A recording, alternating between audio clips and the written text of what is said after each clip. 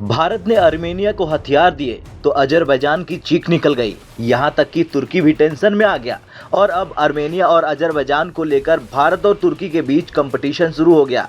और यही वजह है कि कुछ दिनों पहले अजरबैजान के राष्ट्रपति आर्मेनिया को मिलने वाले भारत के हथियारों पर सवाल खड़े करते हुए दिख रहे थे। और तो और इसी बयान के बाद तुर्की के रक्षा जानकार अजरबैजान के समर्थन में तुर्की के हथियारों का खूब बखान करते हुए दिखे थे।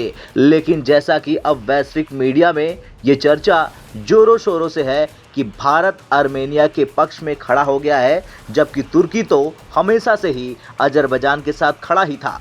और अब आने वाले दिनों में आर्मेनिया के पास भारत की एंटी टैंक गाइडेड मिसाइल होगी तो अजरबैजान को तुर्की के एंटी टैंक गाइडेड मिसाइलों का खूब सहारा मिलेगा। यानी आर्मेनिया और अजरबैजान के युद्ध में भारत और तुर्की के एंटी टैंक गाइडेड मिसाइलों का भी युद्ध होगा।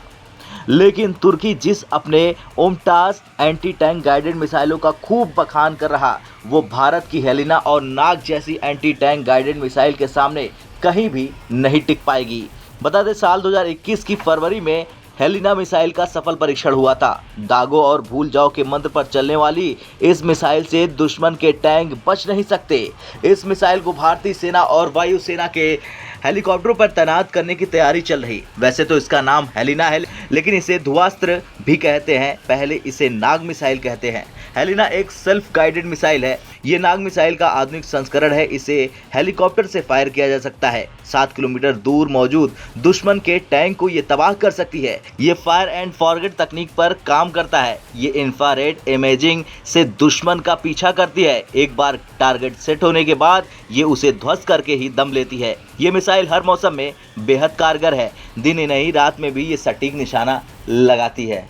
तो वहीं ISW की रिपोर्ट कहती है कि भारत की हेलिना जैसी एंटी टैंक गाइडेड मिसाइलें, जो कि भारत की नाग मिसाइलों का ही संस्करण है, उसकी क्षमता, रेंज और सटीकता के मामले में तुर्की की एंटी टैंक गाइडेड मिसाइलें कहीं भी नहीं टिक पाएंगी। ज़्यादा सटीकता और ज़्यादा विस्फोट के साथ भारत की हेलिना एंटी टैंक मिसाइल तुर्की की ओमटास से कहीं बेहतर है। खैर, भारत की Helina missile high altitude test को भी पार कर चुकी है, जबकि तुर्की की ओमटास इस मामले में पीछे रह गई है। हालांकि भारत और तुर्की दोनों की मिसाइलें फायर एंड फॉरगेट पर आधारित है, लेकिन दोनों की रेंज, क्षमता और विस्फोटक और सटीकता में काफ़ी ज़्यादा अंतर है। ऐसे में तुर्की ये समझता है कि उसकी एंटी टैंक गाइडेड मिसाइलें काफ़ी बेहतर है, तो भारत की Helina anti tank guided missile युद्ध के मैदान में तुर्की के झूठे भ्रम को आसानी से तोड़ने में सक्षम है।